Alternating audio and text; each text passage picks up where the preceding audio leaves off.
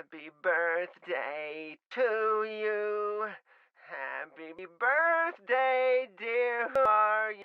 Happy birthday to you.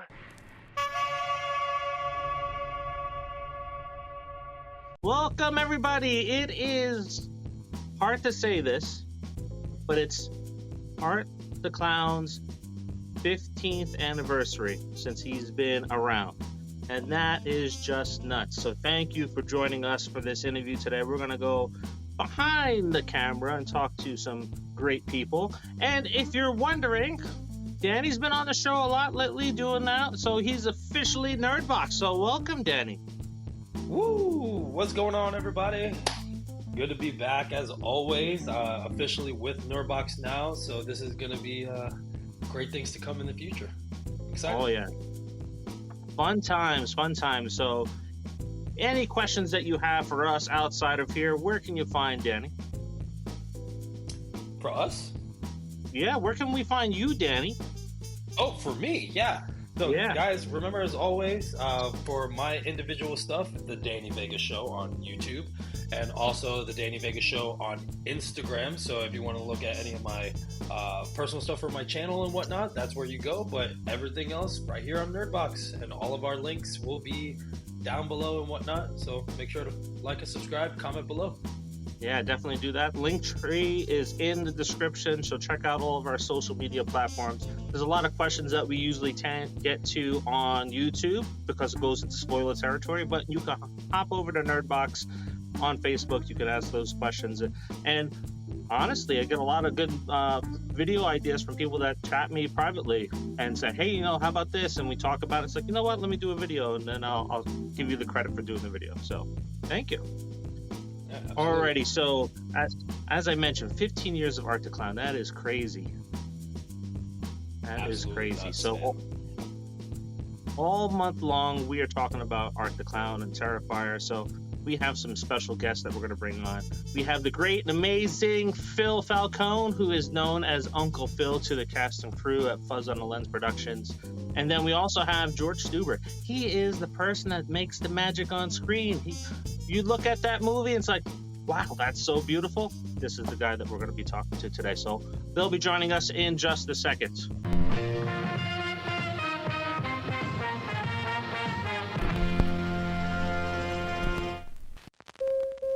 Welcome. How you doing? Hello. How's it going? That was a joke, my introduction. Oh, no, it's all the truth. If anybody's met Phil at a horror convention, he is great, amazing. He takes time out to speak to every single person that comes up to his table. So, and if you haven't caught our last interview, he does try to answer every single message that he gets in social media. So that makes you great. Thank you. No problem. Now, for those that aren't familiar with both of you, can you tell us a little bit about yourself? So we're actually, George, tell us a little bit about you. Okay, so I'm George Steuber. I'm the cinematographer for all the Terrifiers, basically. Part of All Hallows Eve, the first Terrifier, Terrifier 2. So, yeah. He's being modest. He's being modest. He does a lot more than that. I mean, that's the main thing, but I was saying it off camera.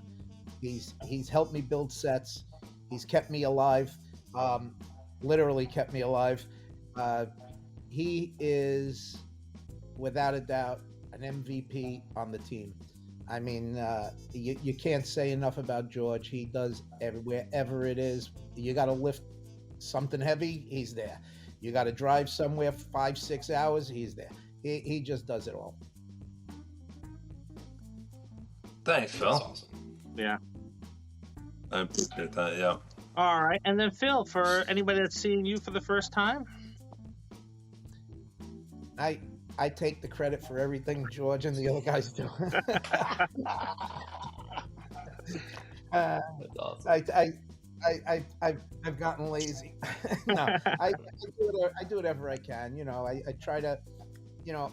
I'm only in this industry a couple of years. I'm still in the learning stage. I'm good at problem solving. I'm good at getting things done. producing seems to be a niche that I might have fallen in pretty good. But, I like to direct. I like to do things like that. I like to work with my hands. Um, and I'm loving special effects. I learned that, and I'm loving that. It's magical to me. So, and Damien's amazing. He's got a lot of patience. You know how many times he told me, make sure you Vaseline that before you pour it in, otherwise we ruin the mold. And yeah, no worries. And then 5 minutes later, I'm like, holy shit, I didn't Vaseline this thing. So he's got a lot of patience, but we got through it. Yeah. Hey, you forgot to mention great stuntman getting set on fire in Terrifier 2. Well, yeah, that's one of the things I hold against George. He put the fire right in front of my face. But yeah, you still see me a little bit. Yeah, they didn't want to put me on fire because I had just had open heart surgery, and they didn't want to mess with me. And I said, if I don't go on fire, nobody goes on fire. Just throw some fire on this ass. And Wow. so they put me on fire. Yeah, That's pretty wild. It was fun.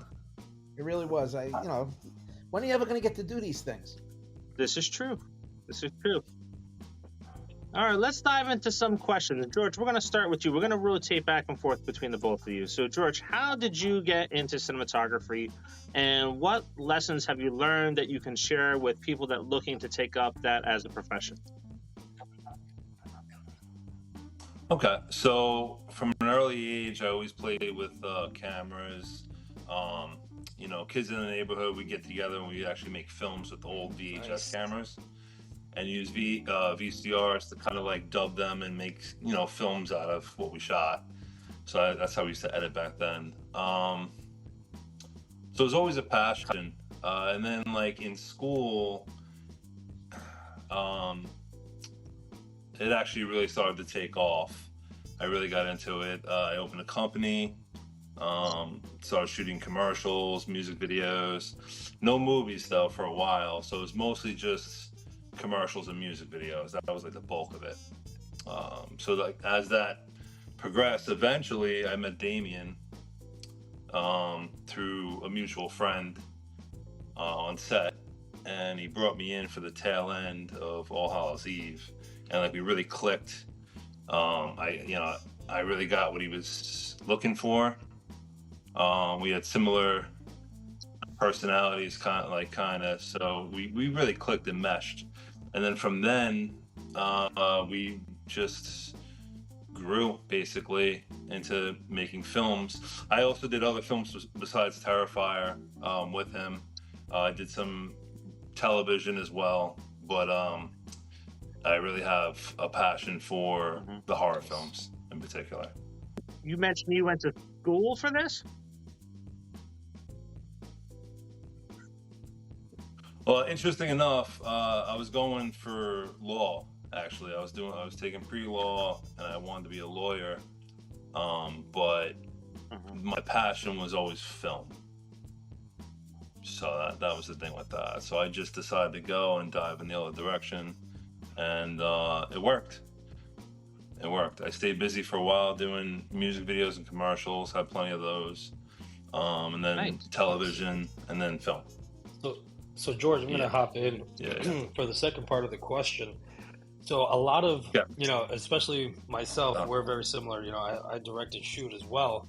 So for people that do the indie stuff, a lot of our guests that watch our show and whatnot, they like to know the ins and outs. So they would like to know should they just follow a passion project, the broke artist type deal to pursue cinematography? Should you have, like how you were doing, have some stability while pursuing passion until it takes over? And what steps can they take to finally become into the position that you're in right now? That's a good question. I'd say the number one thing you should have with this is passion. Like, don't chase money. Don't look to become wealthy doing it. You really have to like it. Really like it. 'Cause, at first, I wasn't making much money. And the music videos and the commercials, you know, they did pay, and eventually, like, I built up in the music video world where I was doing a lot. You know, every week I was constantly booked, just doing shoot after shoot. But that really came from passion and just trying to make it look its best it possibly can. You know, that's the important thing. So I'd say definitely a passion for it. Don't chase money. And the other thing too is, you know, eventually I found my way into films, but I feel like it's more, it's a lot more rewarding than like short form stuff. You know what I mean? Like there's a story in it. It's like, it's nice to sit back and watch it all like come together. So I'm going to take the other side of that coin. All right. You have to be passionate, but I say you go for it when you can. But I do agree, don't do it for the money, because it's a rarity that money comes your way. So, but if you're passionate about it and you want something, don't let nothing get in your way. You got to go for it. You know, mine was a little different. My whole story is very, very much different than his. I wanted to have a family. I wanted to be an actor when I was younger. I didn't have the face for acting. I didn't even have the voice for radio. So I was pretty much, I'm going to go to work, break my ass, support a family. And when I retired, I ended up having my shot at my dream. But everybody was telling me, don't do it. But I wanted to do it, so I did it. So like him, like he said, you got to have the passion, but just go for it, especially when you're young. Because if you, one of my regrets is these guys are all in their 30s and 40s, and I'm like I'm like putting on the 18th hole here. So you know, I don't have that many years to enjoy it. I'm gonna suck the wind out of it though. But do it while you can, man. That's awesome. That's so you would think. Sorry, Dave, go ahead. I was gonna say that's great advice, because I think on Nerdbox we've talked to around 100 different people in interviews, and that's the one thing that I've noticed with speaking with some of the younger filmmakers that are coming up. If they have the passion, but they don't expect the hurdles to come and the disappointment, and I've seen their reactions when something doesn't go their way, and they're like all of a sudden they're in the dumps, and it's like, oh, you gotta expect that stuff, you know. It's tough. There's a lot of hurdles. I would say a lot more than pretty much everything else. Like in terms of filming, basically, like commercials, music videos, even television. Television is a lot of hurdles too. But like when you're making a film, especially kind of where we're at, like I'm sure, like at every level, I'm sure there's something. But you know, just grassroots indie stuff. And it doesn't matter what the budget is. Low budget, you got big problems. Big budget, you got bigger problems. So you know, there's always problems. Nothing's easy. Yeah, exactly. There's always issues. That's why I said before, I'm pretty good at putting out fires, but sometimes the fires, you can only make them smolder. You can't put them out completely. So you got to make do what you got, and you got to have the right people. You got to have, everybody has to be pushing in the same direction. If you know. If you have a 9-person crew like we had, for the most part, we had a 9-person crew. We were all going in the same direction. If 2 of those guys weren't into it, Terrifier 2 ain't Terrifier 2. Terrifier 1, the same thing. We had half that as a crew. Right. But if everybody wasn't moving in the same direction, right, you don't have Terrifier 1. Matter of fact, we had one that was a little on the fritz. And Terrifier was actually easier to make because, I mean, me and Damien did the effects for like the first 3.5-4 months, no interruption. I was in Staten Island with him. We worked. I had an empty house, and we worked there 3.5-4 months straight. Terrifier 2, we didn't have that luxury. We needed a lot more going on. We had less room because we were doing it in my house, now in my basement. And even though he wanted to push the shoot back, I said no. COVID came, which gave us the room to breathe to do the other stuff, but things like that. Even though these folks have passion and whatnot, would you agree to have some sort of stability, and while the passion builds up, or would you say that it's better just to go balls to the wall, straight ahead? It depends. Okay. I think it depends. Like in my situation, I would have had to have stability because I was older. I had a family to support. If you don't have a family to support, it's you have to make a decision then. Do I want to get married and have a family? Do I want to get married and have my wife support me? Because that's basically what it is. Right. Because until you hit something and somebody takes notice, you're not making any money. It's costing you money or costing some people that you know money. So at the beginning, it's all passion, balls to the wall if you don't have a family to support. If you have a family to support, get some stability. Then you take, say you got $100,000 in the bank and you're willing to risk 50,000. There's your start. Mm-hmm. But now you Right. Yeah. It's good to have some kind of safety net, something. I mean, I had something backing me, but like I was also working in between shooting the films. I would like go from shooting, and if we had a day off, I was going and picking up music videos. Like sometimes I would do like 2 or 3 in between shooting. You know what I mean? Sometimes I'd walk off set. I would do like an 18-hour day, and then at one point in particular on Terrifier 2, I remember we did like the club scene in QXTs. So the club scene, basically, I was doing gimbal operating and stuff like that for like, what was it, hours and hours. And then the morning came, and I walked off to another shoot after that. I walked until 10 o'clock the next day. Like, I mean, so you do what you have to do, but it's good to have some kind of safety net. I always had the business. I always, generated something. It's good to have something, and not just neglect. You don't want to neglect anything. I have a family too as well, so Actually, I had the children during Terrifier. The first film I had one child, and the second film I had another child. So like there were points where I actually had to race back and go to the hospital to see my child be born. That's why I say it's not all gravy.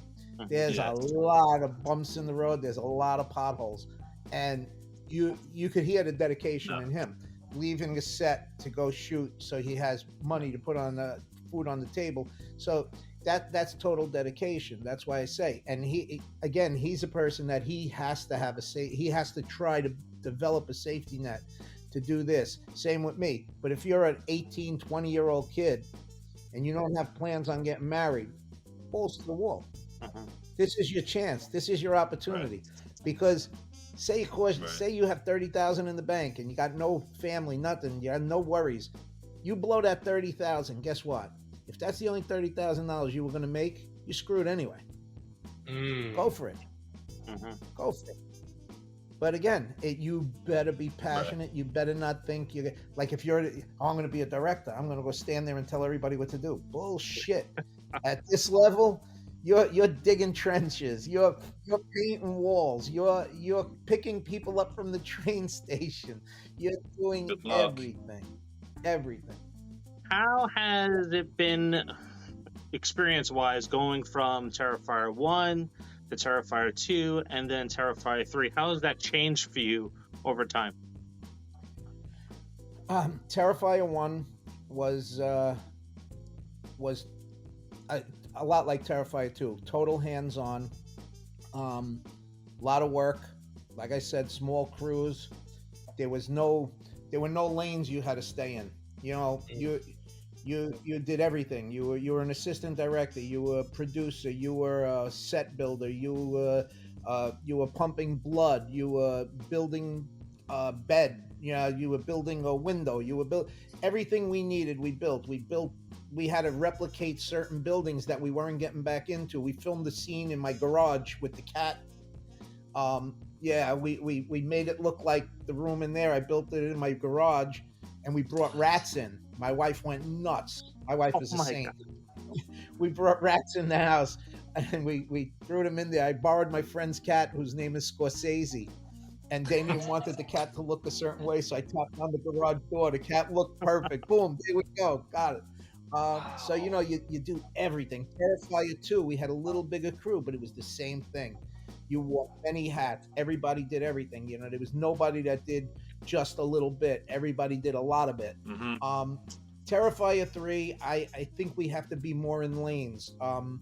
You know, we're talking about maybe a $2 million budget, whatever. So you're talking about, you know, you got to stay in certain lanes. You're going to have, like, I'm trying to learn. You know, I was hiring somebody and I said, just do me a favor, don't yell at me on set. If I cross into where I'm not supposed to be, just call me on the side and say, hey, that's my job. I'm always going to overlook. I'm going to be the producer. I'm going to overlook, make sure everything stays on the right path. But I believe my job is not going to be as satisfying as far as I like to work. I don't like to be sitting there watching other people work. I have a feeling there's going to be a little more staying in your lane, not crossing over, not grabbing something and doing it. You're going to have other people to do that. Will I like it? Probably not. Will I learn to deal with it? I'm going to have to. Plus, I'm getting older, and I don't know how much more I can do.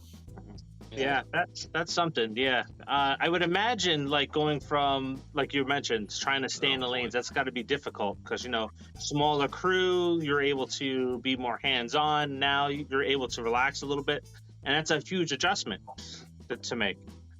Very much so. I'm telling you, I'm actually a little nervous about it because now I'm like thinking in my head, I got to do this, and I'm being told, no, you don't do that, and I'm like, but I got to do that. No, you don't do that. And I go, all right, well, you do it. Make sure you do it right. I don't, you know, it's going to be like that. But I'll get there. You know, I've had workers under me before, and I worked out well. I just have to learn more because you know, my first movie, I did everything.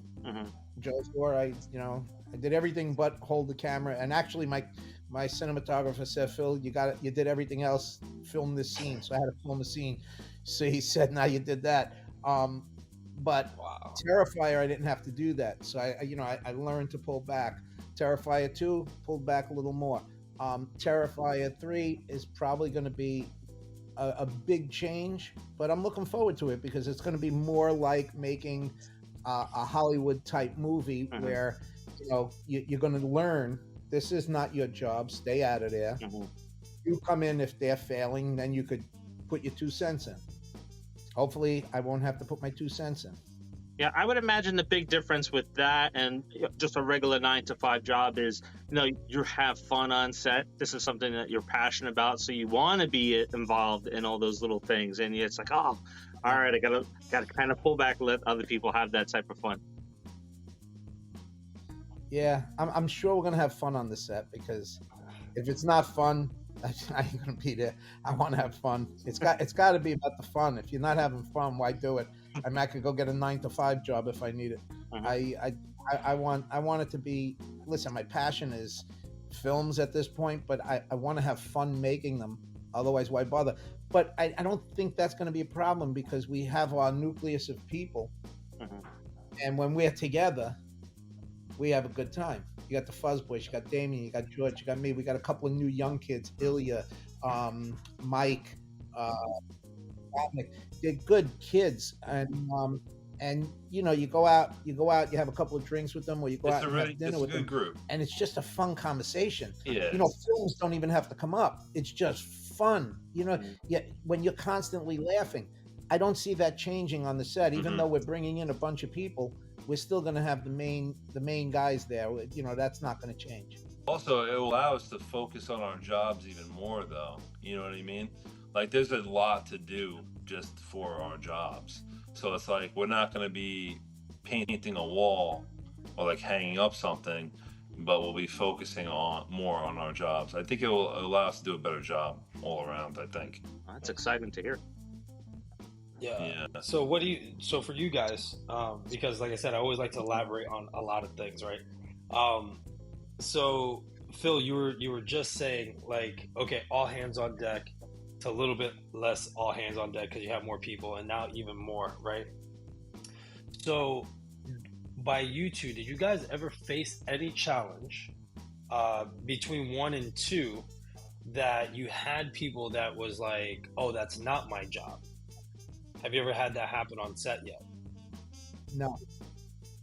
Wow. I don't think so. I don't remember it. And if it would have happened, if it would have happened, they would not have been there to the end. I don't, if I'm willing to do anything, I want a crew that's willing to do anything, and I think we have a crew that's willing to do anything. Like I said, we have one person that was a little bit much. I almost got rid of him the first day. I ended up getting rid of him near the end of the shoot. Because I don't like, if you lie to me, it's over. I lost total trust. And the last day I gave him how many opportunities to tell me the truth, George? Maybe 10. Yeah, it was a lot. I just said, it was the last day of the film. Oh no. Yeah, last day of the film. I said, That's a lot. I just want him out of my face. You know, we gave him all his credits. We paid him all his money, but I didn't want him around anymore. I even offered to help the kid out into a business, and he did that to me. So I said, done, you're done. It was over, but without mentioning any names, it's, you know, he won't be around no more. So another thing, one of the things you mentioned, I said there won't be, I said there's all hands on deck, all hands on deck. It's always going to be all hands on deck, and everybody's got to do. If there's a job and a lane to be in, they better be in their lane. They better be doing their job. They have to do their job. I will be overseeing still, but I got to learn where I'm not supposed to be. And if I'm called to do it, I'm more than willing to do anything. I never asked anybody to do anything I wouldn't do. Nice. That's really cool. That's really cool to hear, because a lot of challenges with indie stuff that I've been hearing, because obviously I'm newer to the actual behind the scenes stuff. I used to be more on camera with, you know, some stunts and small acting things here and there, right? But behind the camera, I'm newer to it. You know, when I hear some peers and stuff like that, right, it's just like all hands on deck, and the people are like, well, no, I'm only doing this. Or, you know, sometimes you hear great things, like even talent, you know, wants to chip in and like, yeah, anything you need. But then you hear horror stories that talent's like, I'm talent, I won't ever do that, and da-da-da. And you're just like, whoa. So I just wanted to know if you guys experienced that, and you guys never have. So that's amazing to hear that so far you guys have a clean slate, you know, which is awesome to me.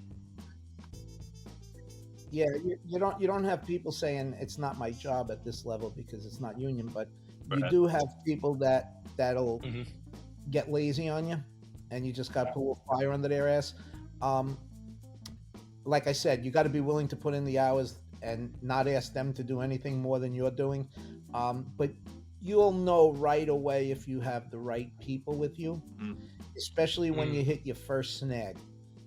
Listen, you know, it sounds like we had no issues, but we had tons of issues. When you hit a snag, that's when you know the value of a person, the true value. When you run into problems is when you're going to find out who your people are.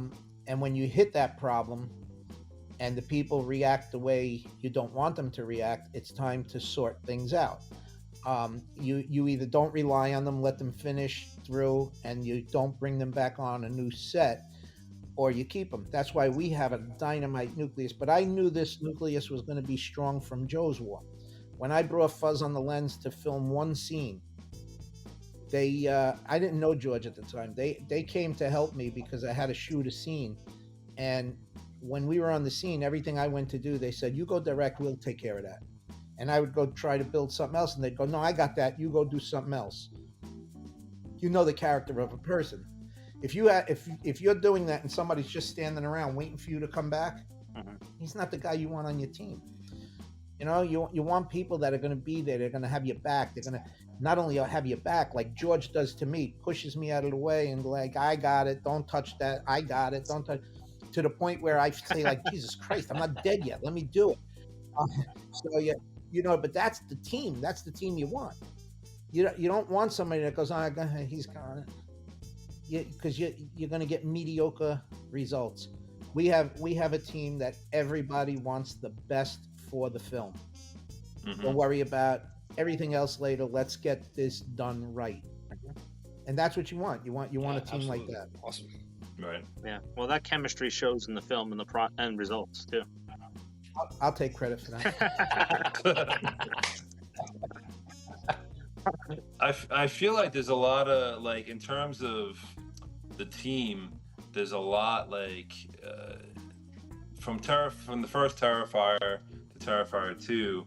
Terrifier 2 is just a bigger film. So it's like the amount of people that we had on kind of is similar to the first one in terms of the amount of work that's being done. You know what I mean? Terrifier 2 actually might have been a bigger endeavor. Oh, it was definitely a bigger. It was. So we didn't have that many more people considering the size of it. So it's they're both very similar, even though they're different budgets. Yeah, and you know, I say we had 9 people, 9 nucleus. When we had to build the sets, we had 2 workers upstate that helped us out big time, Rob and Larry Bolello. He's an executive producer on the show. These guys put it all out there too for us, and you got to remember, like we mentioned before, I was still open basically at the time when we were building a lot of the stuff, so it was more me going like this. But you know, I did what I could, and you just had people that were willing to kill it for you, you know, for the sake of the project.